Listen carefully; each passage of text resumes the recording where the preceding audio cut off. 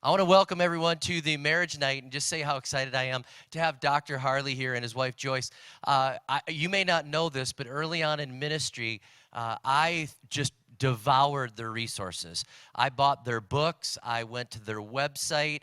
As a young pastor, I started realizing there were so many times that I would counsel with people, and it was about marriage issues.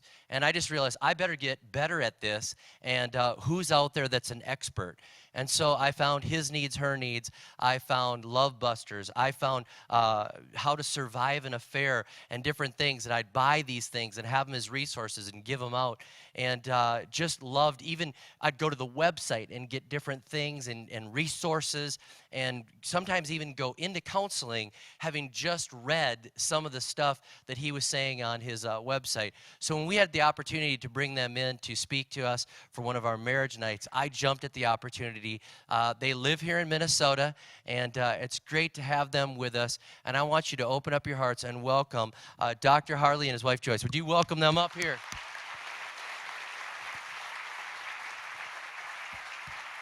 It's great to have you guys.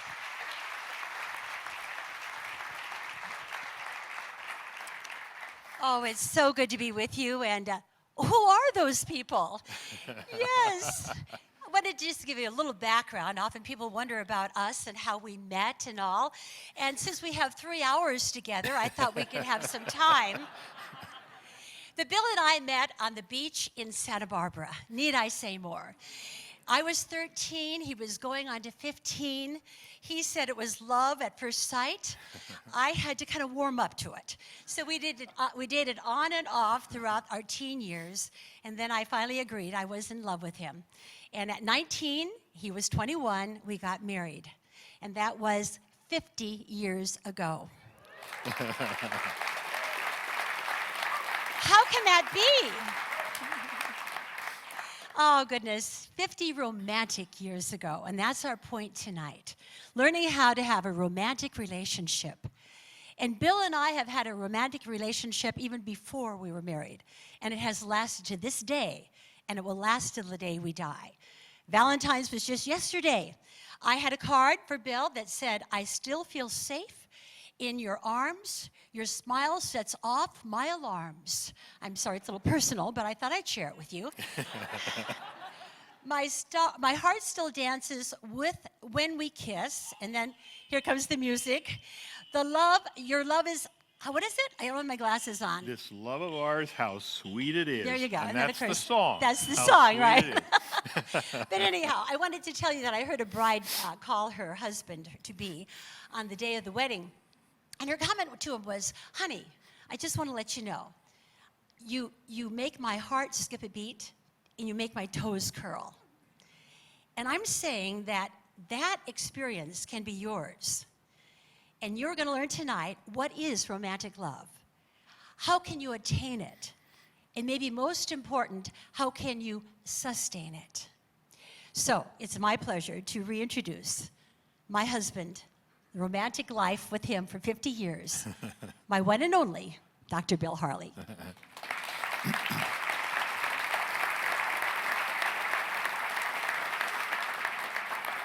Isn't she a sweetheart? A lot of people have always told me that if I was married to your wife, I'd be in love with her for 50 years without her having to do much.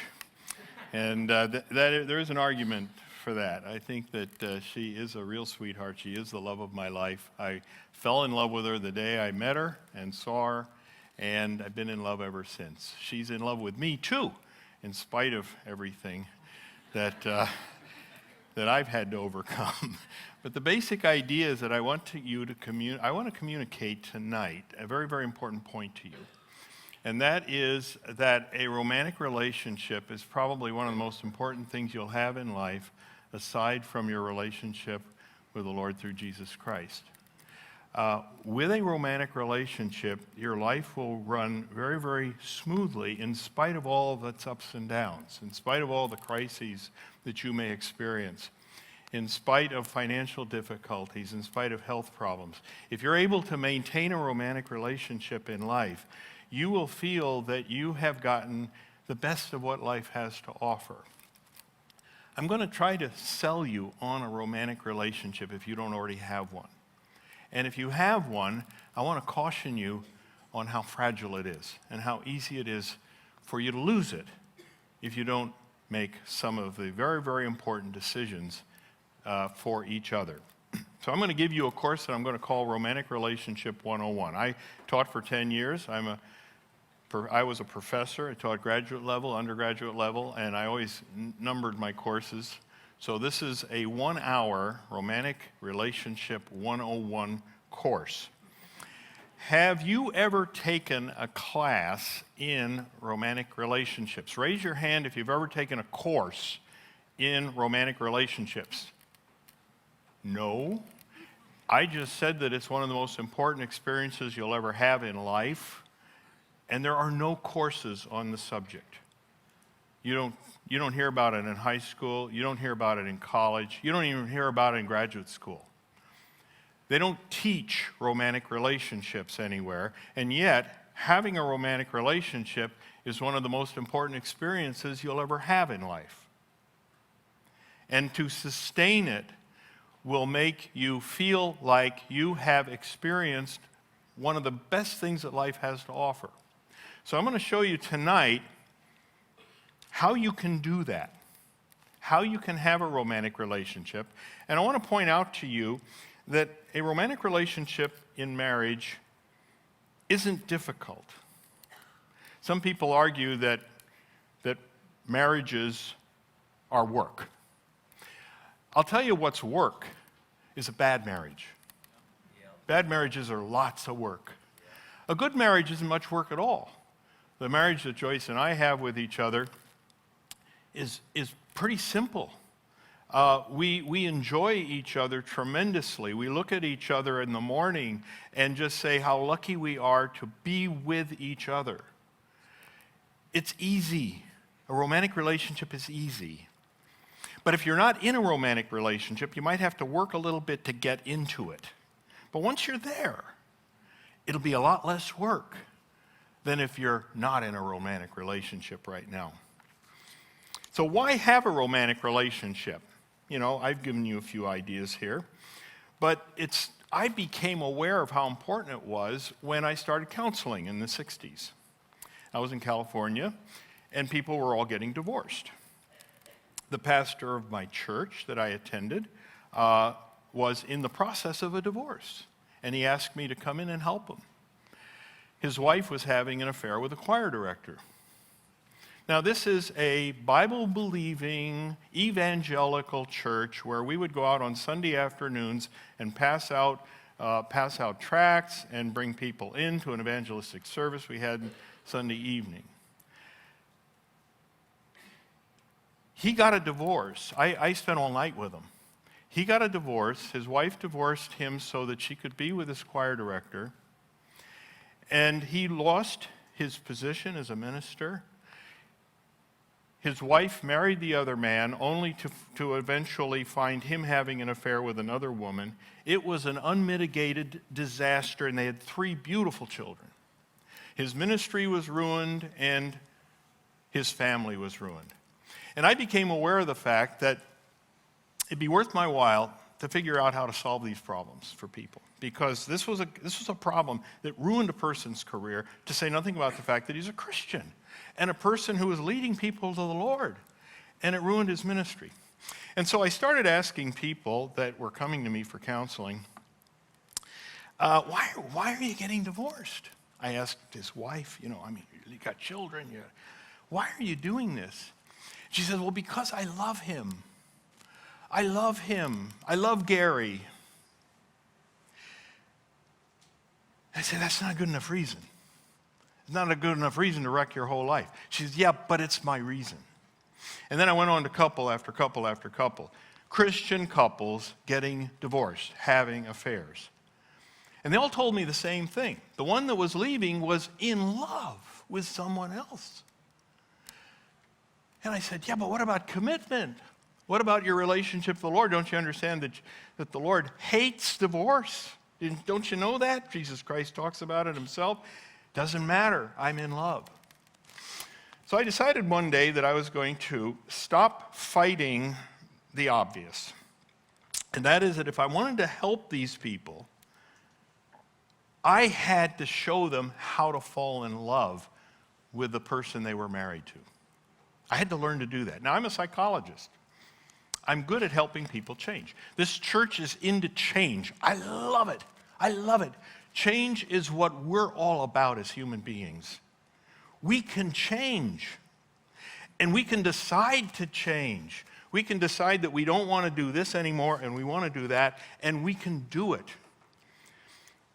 So as a psychologist, with all the training I had, I thought I can teach people how to fall in love. So I did some research, and I studied people that were in love, and I studied people who weren't in love, and I started counseling people in terms of how it all came together, and I came up with a theory. The theory is this, that if you associate someone with enough good feelings, you will eventually fall in love with that person. Now, that's a very simple-minded theory. It's not anything you would copyright or register, But it's something psychologists would agree with. If you associate somebody with your good feelings, you're going to like that person. But I went a step further. I said, if you associate somebody with really fabulous feelings, the best feelings, you're going to fall in love with that person. So I went about trying to figure out how to get people to deposit what I see in my nomenclature, I call the love bank, okay? The love bank is something that we have within us that makes us happy, that when somebody makes us happy, love units are deposited. When somebody makes us unhappy, love units are withdrawn. And everything you do either makes love bank deposits or withdrawals. Very simple idea. People all agree, yeah, it's probably true. I said, well, look, how could your husband, here's a couple in front of me, how could your husband make the most love bank deposits? What could he do to make you the happiest? And so I did some surveys, and I asked people, what could you do? What can you do to make each other the happiest? And I came up with an approach to saving marriages that said, all you have to do is make massive love bank deposits by doing this and this and this. And I would just ask a wife, what could your husband do that would make you happy? She would tell me what it was. And I would tell the husband, what could your wife do to make you happy? And he would tell me what that was. And my assignment was for them to do those things for each other. And then they would come in a week later, and they would feel much better. And I would say, see, this really works. And if you keep doing this long enough, 3 months isn't too long, all of a sudden you will feel passion for each other. You will feel something that you haven't been feeling for years, and you will come to love each other. Well, I have to tell you that the feeling of love is something that can be measured. I actually have a test. You want to take it? Don't tell your spouse the results. Unless, well, don't even. Because it gets people into a lot of trouble. As a counselor, I need to know whether people are falling in love with each other. But if they tell each other they're not in love, that gets them into all kinds of trouble. Here's some questions that you just might want to think about. Do you usually have a good feeling whenever you think about your spouse? Do you have a good feeling whenever you think about your spouse? Would you rather be with your spouse than anyone else? Do you enjoy telling your spouse your deepest feelings and most private experiences? Do you feel that there's a chemistry between you and your spouse? Does your spouse bring out the best in you? I have 20 of these in a little test, and people fill them out, and I score them. And I can tell if they told me the truth, I can tell whether they're in love or not. And I can tell if they're not in love. And I can tell if we're making any progress toward love. I can tell whether we're making love bank deposits, if we're moving in the right direction. So it's measurable. Romantic love is created. It's not magic. You're not soulmates. It's created by making love bank deposits. It can be destroyed by losing love bank units.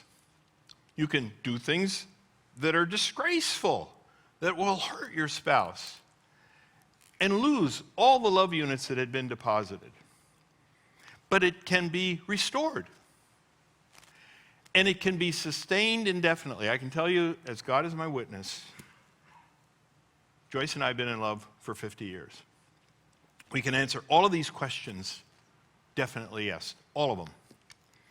There is a chemistry between us. We do bring the best out of each other. We'd rather be with each other than anyone else. All of these things are true for Joyce and me. We are in love. And when you breach the romantic love threshold in your love bank, you will feel this amazing feeling of being in love. Now, I have to ask you something. Do you know what a romantic relationship is? Would you be able to tell me right now what a romantic relationship is? Well, first of all, you would say it has something to do with being in love. And I'd say, yeah, that's true. But is there anything else? I mean, if you're in love with each other, are you in a romantic relationship? I add one more thing. And that is that you have to be meeting those needs that make massive love bank deposits. You have to be in love and meet those needs for each other. Now, the point of that is this, that if you're in love, you have been meeting those needs. But if you stop meeting those needs, you won't be in a romantic relationship anymore. And you know what will happen next? You're going to fall out of love. So you can be in love, but if you're not meeting each other's emotional needs, you're not in a romantic relationship, and if you're not in a romantic relationship, it won't take long before you're not in love anymore. Now, what if I can get you to meet each other's important emotional needs? What if I can get you to do that? Will you be in a romantic relationship then? Nope. Because you won't be in love. So there are two things that have to happen before you're in a romantic relationship. You have to be meeting each other's important emotional needs, which makes these massive love bank deposits. And then you have to be in love at the same time. If you do that, you're in a romantic relationship. Now, I'm not going to have you raise your hand. But I want you to ask yourself, are we in a romantic relationship? Think to yourself, am I in a romantic relationship right now? Am I in love with my spouse? And is my spouse meeting my most important emotional needs? Well, let's talk about emotional needs for a minute. What is an emotional need? An emotional need is a craving for something that when you have it, it makes you feel really good. And when you don't have it, you feel very frustrated. That's what I call an emotional need. I made up the concept. If you ever hear people use the term emotional need, they got it from me. I was the first one to ever come up. I had a German translator that I went through the German book, and they had emotional need translated emotional want. I said, no, it's not a want, it's a need. And they said, well, we in Germany don't use the term emotional needs. I said, well, we don't use it here in America either. This is a new term. I want you to use the word need, not want. This is an emotional need. This is something you have a craving for. This is something you need in order to be happy. So I want you to understand that that's what an emotional need are. Now, the question is, how many emotional needs are there out there? Thousands. If I were to ask you to make a list of all the things that you crave, the list would be long. You'd have a lot of things that you kind of like, peanut butter sandwiches. I kind of like Monday night football. Birthday parties. Joyce likes birthday parties. The question is, what makes the most love bank deposits? What gives you a feeling of, wow, that was great? Those are the most important emotional needs. And I come from an engineering background. and I'm male. You combine those two things, and the way a male engineer approaches marriage is, what do I have to do that takes the least amount of effort that has the best results? And so I'm telling couples, you don't have to do it all. You don't have to meet all of your spouse's emotional needs. You just have to meet the ones that deposit the most love units. And I've come up with 5. But tonight I'm only going to tell you about 2. 2 for men and 2 for women. And I came up with this just by asking people, what can your spouse do that would make you the happiest? And I found out that women told me one thing and men told me something else. And that gave me a clear understanding of why we have problems in marriage. Because what women want the most isn't necessarily what men want the most, and what men want the most isn't what women want the most. I want to talk to you about 4 emotional needs. Affection. Affection is the communication of care. Communication of care. When I tell Joyce I love her, what am I really saying? That I have a feeling about her? Nope. I'm telling her I care about her. I will be there for you when you need me. I will watch your back. If you have a problem, come to me. I'll help you solve it. I want you to be happy, and I want to be the person that contributes to your joy in life. That's affection. It's affection. Hugs, kisses, gifts. Lots of ways to express affection, but what affection is the communication. It's the symbolic communication that you care profoundly about your spouse. I call it sometimes intimate affection because it's a little different than affection toward anybody else, because intimate affection is, you are the most important person in my life. I care more about you than anyone else. When there's a choice to be made between you, the interests of yours and the interests of anybody else's, your interests come first in my life. That's intimate affection. The next is sexual fulfillment. Sexual fulfillment is very important in marriage. There are very few verses in the Bible on what you're supposed to do when you're married. But have you ever heard of Paul's recommendation? He says you should have sex whenever either one of you wants it. Well, who's he talking about with either one of you? Now, if Mrs. Paul, if he'd had a Mrs. Paul, who would have had a contribution to the epistle, she would have said, Paul, I think we should add affection to that. That when either one of you wants affection, we should not deny the other person.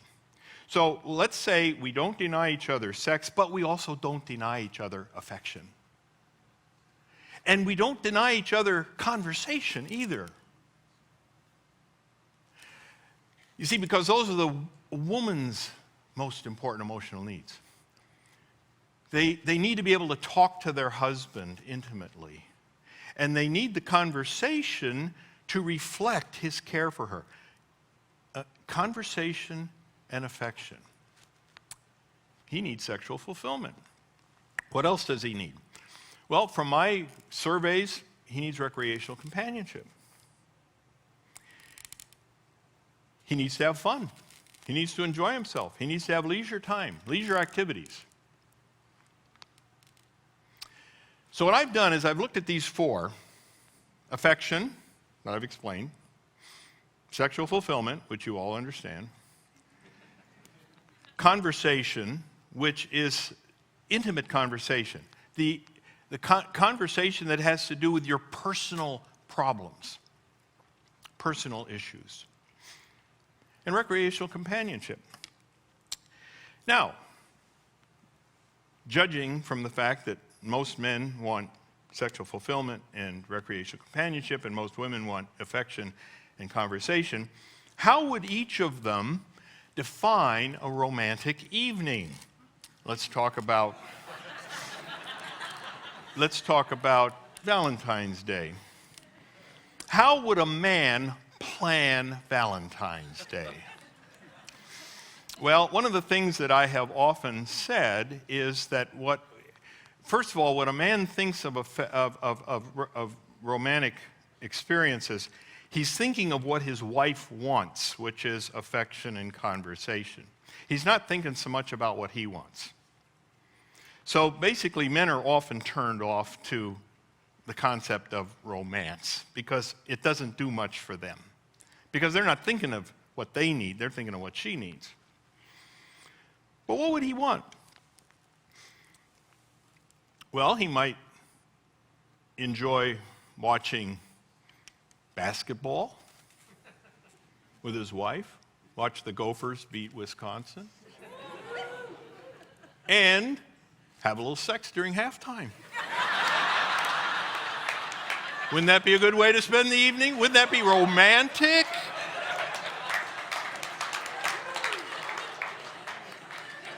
What does she want to do?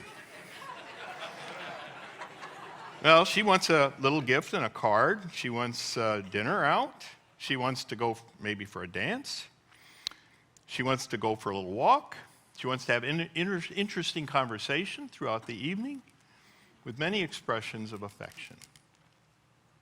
So what I've done is I've come up with a solution to the romantic love conflict that men have and women. And I've said, when you are on a date, do all four of them. You got to mix them up. You got to basically meet his needs and you got to meet her needs. All right? Why do I say that? Because men want to take shortcuts. And women want to take shortcuts. What are the shortcuts?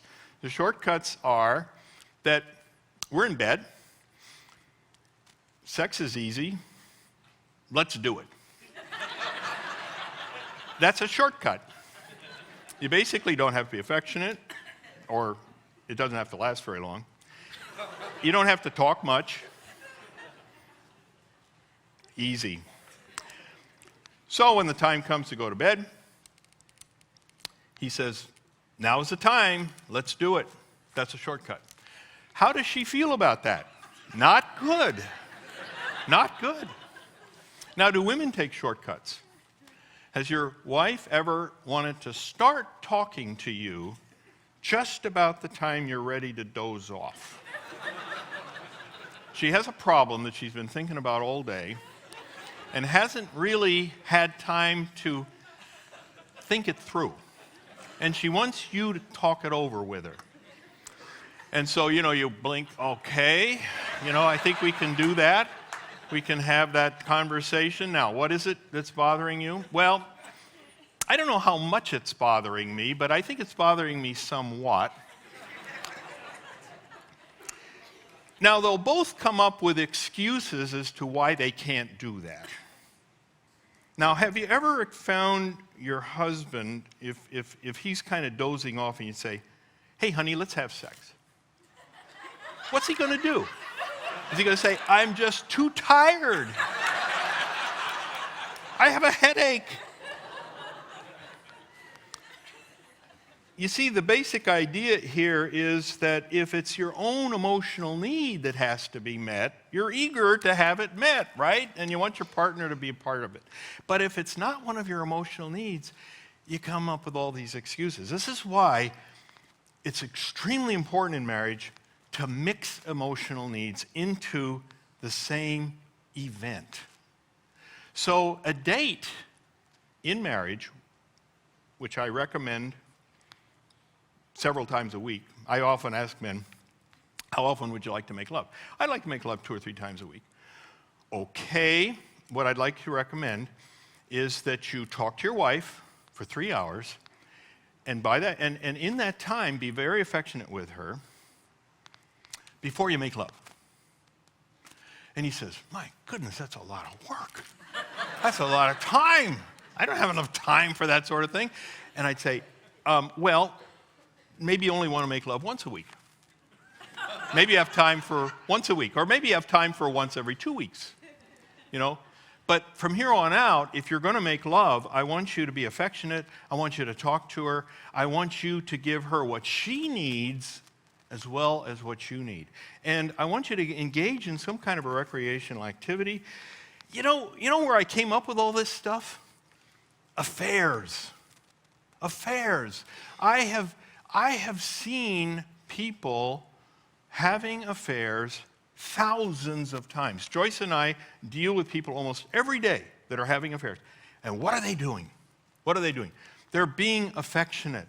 They are talking to each other about their problems. They're putting each other first in their life. They're engaged in their favorite recreational activities, and they're making love. They're doing those things that build love bank balances. Why can't a married couple do that?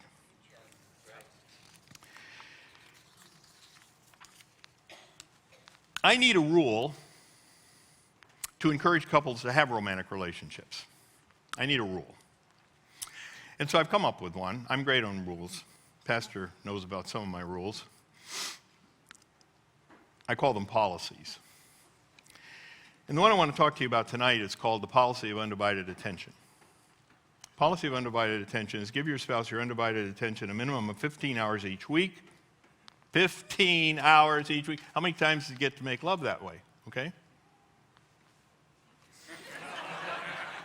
Using the time to meet emotional needs of affection, conversation, sexual fulfillment, and recreational companionship. 15 hours a week of undivided attention where you are being affectionate, where you are talking to each other intimately, where you are doing something recreationally that is also intimate. Do you know what an intimate recreational activity is? Joyce and I engage in intimate recreational activities where we are maybe with other people, but we don't see them. We are holding each other's hands. We are talking to each other. There's no one else in our conversational community except the two of us. That's intimate conversation. And we do things recreationally that way. We do things recreationally. Okay. Affection, conversation, sexual fulfillment, recreational companionship. All four need to be included in a date. And how many of those dates should you have? We should have 15 hours a week of them. 15 hours a week. Now, a lot of people, when they first hear this, they say, well, theoretically, that sounds like a good idea.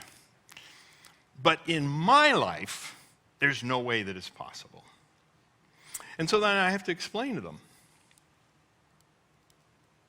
When you were married, before you were married, how many hours did you spend with each other? You spent almost all of your recreational time with each other. Before you were married, you talked to each other every day about your deepest feelings. Before you were married, you were affectionate whenever you were together. You were doing all these things before you were married. And now you're telling me you can't? If you can't do any of these things, you're not going to be in love much longer. Or in the case that I'm talking to people, they're no longer in love. I'd say the reason you're not in love is because you're not spending 15 hours a week giving each other your undivided attention, meeting your most important emotional needs. The question is, how important is that to you? How important is it to be in love? Now, in a way, it's kind of nice to have a couple who is in crisis. I would rather counsel couples in crisis than couples that are getting along. Because a couple in crisis knows they have to do something to change. And so I give them this assignment, 15 hours of undivided attention. I don't care who you are. You may be the CEO of this big oil corporation and you got meetings, 15 hours of undivided attention, or you're going to have to split your $50 billion estate with your wife. Okay, you think it's worth 15 hours to avoid sharing the wealth? Oh, I guess so. Well, it turns out you've got 168 hours a week to work with. Have you ever thought about that, 168 hours? Being an engineer, of course, those numbers just come right into my mind. 7 days, 24 hours, 168. You got to sleep, so I'll give you that. 112 waking hours. You got to work, I'll give you that. 50 hours. You got to take a shower. You got to do a few things just to kind of keep yourself social. What does that leave you? Leaves you 50 hours. 50 hours a week that you're awake and you're not working and you're clean. Now, out of those 50 hours, I want you to give the person of your dreams, the person that you committed yourself to, 15. How many hours does that leave? 35. Is it a good deal to have the best of what the Lord has to offer us in marriage for 15 hours a week of undivided attention? You betcha it is. Yes. It is a big deal to be in love. It's a big deal to meet the emotional needs that your spouse said he or she had when you married, that he or she expected you to meet. When you married, did you expect that, well, I guess we won't be having much affection anymore. I guess we won't be talking much to each other anymore. I guess we'll be so busy raising kids that we'll never have any time to do anything fun together. I guess we won't make love very often. Is that what you expected? Is that what you thought would happen once you got married? When you got married, you assumed that your spouse would continue to be affectionate, would continue to talk to you when you needed to be talking to your spouse. When I was counseling, I'd have people coming in. Of course, you're having terrible emotional problems, be in tears. Joyce would get on the phone and call me and take advantage of me. When Joyce was on the phone calling me, the receptionist said, "Dr. Harley, your wife's on the phone." I left the counseling office and got into another room and talked to my wife. Nothing came between me and Joyce. Nothing. Then when I'm done talking to her, I get back into the room and help this person who's in tears. The basic idea is she's number one in my life, and that's why we're in love. That's why we're in love. I'm number one in her life. She's number one in my life. Of course you have 15 hours of undivided attention. You have it. The question is, are you scheduling it? Okay. How to preserve or restore your romantic relationship. Here is my plan for you. 3:30, Sunday afternoon, I want you to have a date with each other. The date is to schedule your 15 hours of undivided attention. It should only take a half an hour, but let's suppose you haven't spent 20 minutes of undivided attention for a while. You might need to spend a weekend together for the first time to figure out how this schedule is going to turn out. But I want you, 3:30, Sunday afternoon, to sit down together and say, okay, here's our schedule. Where are we going to find 15 hours of undivided attention together? And I want you to find it. Find it with each other.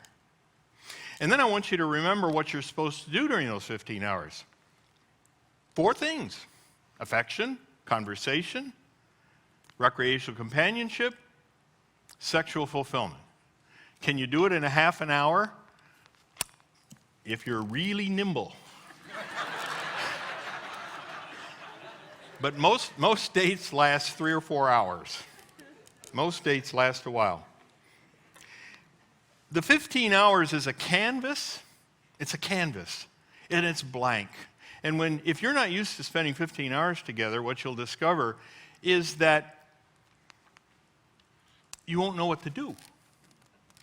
You'll sit and look at each other and say, this isn't much fun. That's because you don't know how to meet each other's emotional needs. You don't know how to be affectionate. You don't know how to have intimate conversation. You don't know how to make love so that both of you would really look forward to it the next time. You don't know how to be in a recreational activity that you both thoroughly enjoy doing together. You don't know how. And so it means that maybe the first few times you're going to have to spend 20 hours, 30 hours in order to get it figured out. What are we going to do during this time? Because once you start really enjoying your time together, and it needs to be the most important time of your week, it needs to be more important than anything you do except possibly hearing your pastor here on Sunday morning. The basic idea is that you need to make this time work. It needs to meet each other's emotional needs. And if it meets each other's emotional needs, you will be in love. I had a guy tell me a few years ago that he had married a woman because he got her pregnant. And he did not find her particularly attractive. He'd never been in love with her. But he had read my website, thought some of my ideas were pretty good, so he decided to give it a shot. And this is one of these examples that I use where I say that in my program, faith is unnecessary. You don't have to believe that it'll work. You have to do what I say. And if you do what I say, it will work. So what he did was he did what I said. I said I wanted his emotional needs to be met by her. And one of the things that I recommended in their case, it might not work for you, but it worked for them. I wanted them to exercise together. He enjoyed riding a motorcycle. I wanted them to do their motorcycle riding together. I wanted him to become involved in involved in his recreational activities. And they started spending 15 hours of undivided attention together. He called me up one day from his car. She wasn't in the car. He said, I want to tell you something that I never believed would happen, but I am in love with my wife. For the first time ever, I am crazy about her. I can't stop thinking about her. She just turns me on every time I look at her. She is the most attractive woman I have ever known in the entire world. This is true. This is true. The meeting of emotional needs turns everything around. When you're in love, your spouse is more beautiful.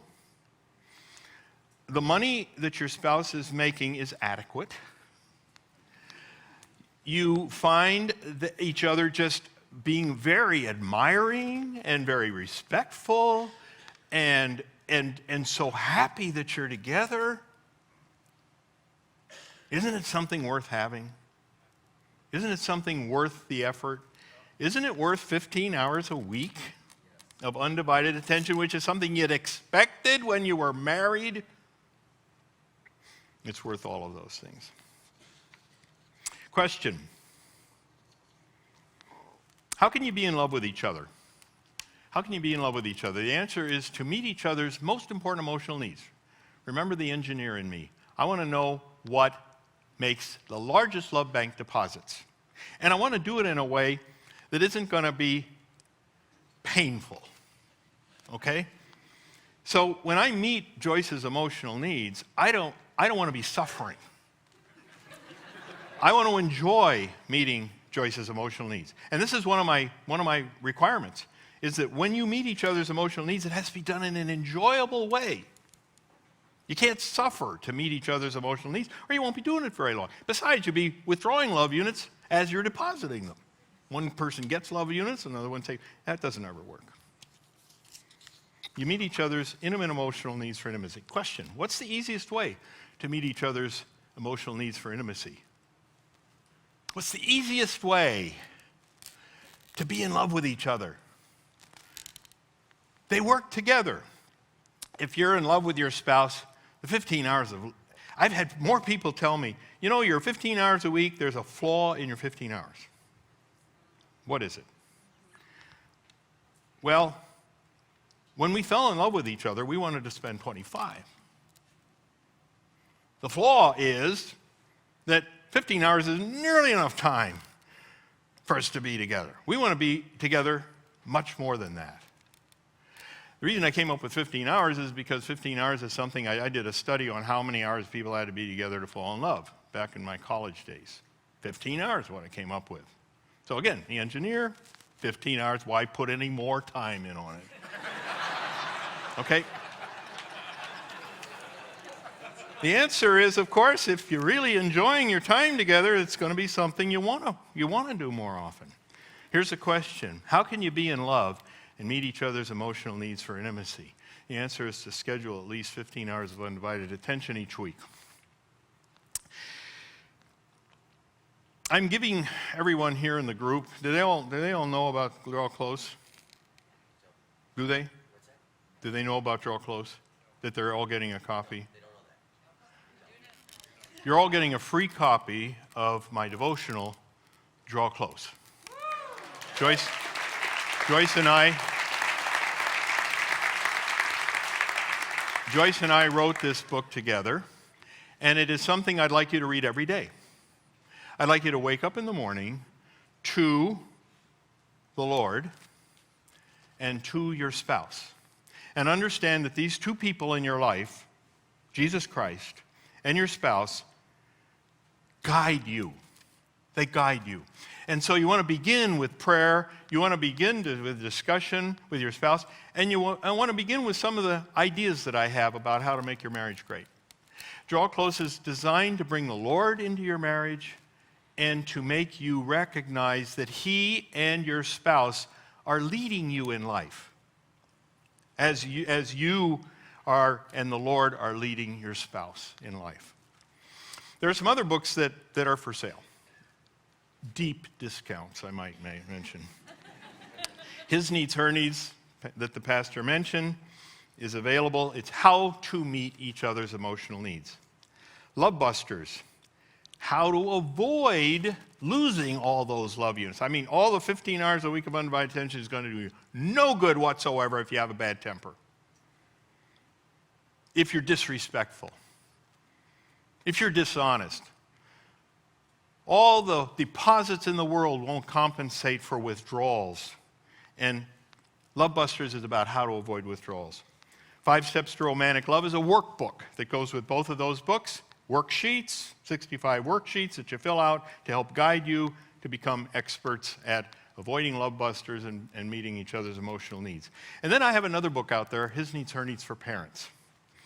His Needs, Her Needs for Parents is a book about the obstacles that parenthood creates in maintaining a romantic relationship. And it's a book about how, as parents, you can be in love with each other. The year that most people get divorced is the first year of marriage, which you might expect. You get together and say, "Oh, wow, I had no idea," and then they're out the door. But you know what the second most likely year of divorce is? The year of the first child.